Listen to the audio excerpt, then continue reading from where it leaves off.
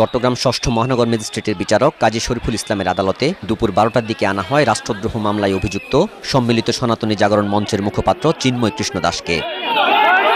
শুনানি শেষে আদালত জামিন নামঞ্জুর করে কারাগারে পাঠানোর আদেশ দেয়। এর পরপরই আদালত পাড়ায় উত্তেজনা ছড়িয়ে পড়ে। তাকে আদালত থেকে কারাগারে নিতে বাধা দেয় তার অনুসারীরা। তারা আদালত চত্বরে চিন্ময় কৃষ্ণ দাসকে বহনকারী প্রিজন ভ্যান ঘিরে রাখে, নানা স্লোগান দেয়।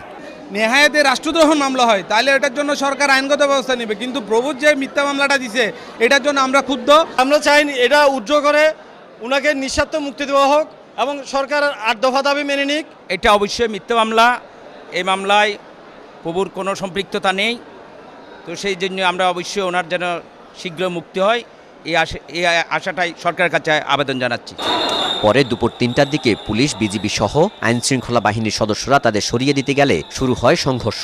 এ সময় সাউন্ড গ্রেনেড ছোড়া হয় এবং লাঠিচার্জ করা হলে বিক্ষোভকারীরা চারদিকে ছড়িয়ে পড়ে। আদালত পাড়া সহ আশেপাশের এলাকা পরিণত হয় রণক্ষেত্রে। এর মাঝে পুলিশ প্রিজন ভ্যান থেকে সরিয়ে অন্য গাড়িতে করে চিন্ময় কৃষ্ণ দাসকে কারাগারে নিয়ে যায়। চিন্ময় কৃষ্ণ দাসের আইনজীবী জানান, মামলাটি উদ্দেশ্য প্রণোদিত।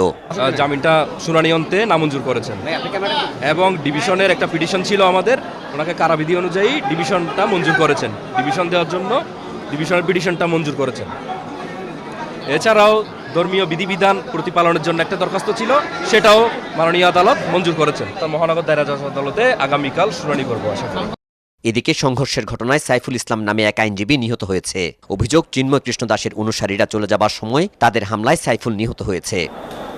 এর প্রতিবাদে আগামীকাল চট্টগ্রাম আদালত বর্জনের ঘোষণা দিয়েছেন আইনজীবীরা। এ সময় আইন শৃঙ্খলা পরিস্থিতি স্বাভাবিক রাখতে চট্টগ্রাম মহানগরীতে বিজিবি মোতায়েন করা হয়।